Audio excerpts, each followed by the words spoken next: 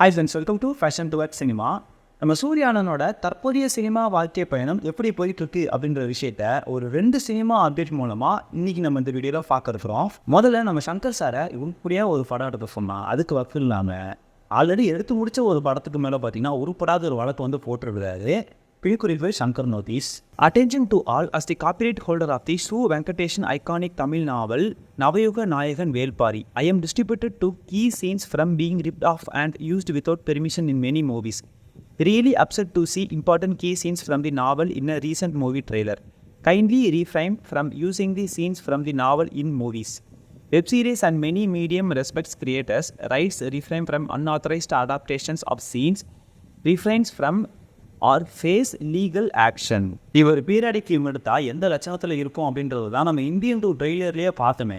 அது எங்கே இருக்கு, அங்குவா விஷுவல்ஸ் எங்கே இருக்குது, ரெண்டுத்துக்குமே இந்த நோட்டீஸில் ஏறி வச்சா கூட எட்டாது அப்படின்ற அளவுக்கான ஒரு விஷுவல்ஸ் தான் பார்த்தீங்கன்னா வந்து கங்குவா படம் ஃபுல்லாகவே வந்து நமக்கு அந்த ட்ரெய்லர் பார்க்கும்போது அது தெரிஞ்சது இல்லையா. 27 வருஷத்துக்கு முன்னாடி 1997 எந்த ஒரு டெக்னாலஜியுமே இல்லாதப்பயே கங்குவா அளவுக்கு ஏன் கங்குவாவை விட அப்படின்னு சொன்னால் கூட மிகையாகாது.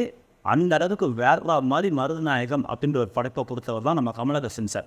அவரை கூட்டிகிட்டு வந்துட்டு நல்லா காஞ்ச மிளகா மாதிரி ஒரு கெட்டப்பை நம்ம இந்தியன் டூவில் நம்ம சங்கர் சார் வந்து போட்டு நடிக்க விட்டா.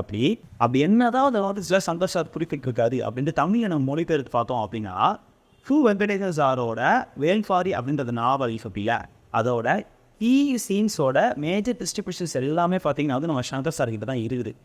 இப்போ இவர் ரீசெண்டாக பார்த்த ட்ரெய்லர், அதாவது இந்த கங்குவா ட்ரெய்லரில் பார்த்தீங்கன்னா வந்து அது எல்லாத்தையுமே இவரோட ஒரு பெர்மிஷனே இல்லாமல் ஒரு ஆத்தரைஸ்டாக வாங்காமல் பார்த்தீங்கன்னா எல்லாமே பயன்படுத்தி இருக்கிறாங்களாம். அது எல்லாத்தையுமே தயவு செய்து ரிமூவ் பண்ணிடுங்க.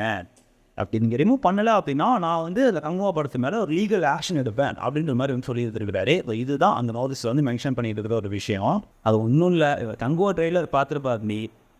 லைக்காவை கடைசியாக 2-3 படத்தில் வச்சு செஞ்சதில் இதுக்கு மேலே இவங்க தலையில் வந்து நம்ம மிளகா அரைக்க முடியாது அப்படின்றத தெரிஞ்சுக்கிட்டு அதையும் மீறி மிளகா அரைக்கணும் அப்படின்னா எட்ரா நம்ம அந்த ஆட்டோக்கார தம்பி வேல்பாரியை கைடு அப்படின்ற மாதிரி ஒரு முடிவில் வந்து உட்காந்துட்டு இருந்திருப்பாப்பி. அந்த நேரத்தில் தான் கங்குவா ட்ரெய்லரை பார்த்துட்டு என்ன நீங்கள் இப்படியெல்லாம் யோசிக்கிறாங்க, இந்த அளவுக்கு நம்மளால் யோசிக்க முடியாதே, சரி யோசிச்சு தான் பார்ப்போம் அப்படின்ற மாதிரி யோசிச்சு கடைசியாக என்ன யோசிச்சு ஒரு முடிவு எடுத்திருக்காரு அப்படின்னா பேசாமல் அவங்க யோசிச்சதே நம்ம யோசிச்சதுன்னு சொல்லிட்டோம் அப்படின்னா அவங்க என்ன எடுத்தாலும் அது நம்ம யோசிச்சதாக இருக்கும்ல, அது நம்ம எடுக்க போகிறதா ஒரு விஷயமா இருக்கும்ல அப்படின்ற மாதிரி ஒரு யோசனைக்கு ஒரு வந்திருக்கா.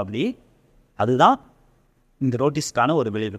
சரி விடுங்க, முடிஞ்சு போச்சு, இங்கே வந்து முக்கிட்டு போச்சு அப்படின்ற மாதிரி அதோட விட்டுட்டோம் அப்படின்னா நம்ம சூர்யானனோட 2வது சினிமா வாழ்க்கை பயணம் தற்போதைய நிலைமை எப்படி இருக்குது அப்படின்ற மாதிரி பார்த்தோம் அப்படின்னா சூர்யா 45th மூவியை வந்து யார் டைரக்ட் பண்ண போகிறா அப்படின்னா நம்ம ஆர்ஜே பாலாஜி அவர் தான் வந்து டைரக்ட் பண்ண இருக்கிறாரு. ஆக்சுவலாக இந்த கதை வந்து பார்த்தீங்கன்னா வந்து ஆல்ரெடி நம்ம தளபதி விஜய் அவர்கிட்ட போயிட்டு அதுக்கப்புறம் பார்த்தீங்கன்னா வந்து நூறு சாரி இப்போ கடைசியாக நம்ம சூர்யானன்கிட்டே வந்து வந்திருக்குது.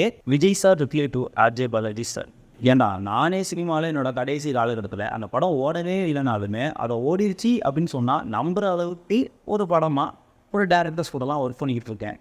நீ இந்த கதையை வந்து என்கிட்ட சரியா அப்படின்னா இதை நான் வந்து கழுத ஓடிச்சுன்னு சொன்னால் கூட ஒருத்தன் நம்ப மாட்டான். இது நீ பேசாமல் என்ன பண்ணு, நம்ம அந்த குட்டைய சிலையிலே நல்லா கொட்டி விடு அப்படிங்கிற மாதிரி சொல்லி அனுப்பிச்சி வச்ச கதை தான் நம்ம ஆர்ஜே பாலாஜி சூர்யாவுக்கு அடுத்து வச்சு செய்யப்படுற ஒரு கதை. கடைசியாக அது இங்கே வந்து நிற்கிது தேட்டர் இன்னும் அத்தனை தான் நிற்கும் அப்படின்றதுலாம் வந்து தெரியல, பொறுத்தருக்கு தான் வந்து பார்க்கணும். ஸோ இதை பற்றின அவங்களோட கருத்துக்கள் எல்லாமே என்ன அப்படின்ற விஷயங்கள் எல்லாமே கீழே கமெண்ட் செக்ஷனில் மறக்காமல் மென்ஷன் பண்ணுங்கள். அந்த வீடியோ பிடிச்சிருந்தா லைக் பண்ணுங்கள், ஷேர் பண்ணுங்கள், மறக்காமல் பேஷன் டுவர்ட்ஸ் சினிமா யூடியூப் சேனலை சப்ஸ்கிரைப் பண்ணுங்கள்.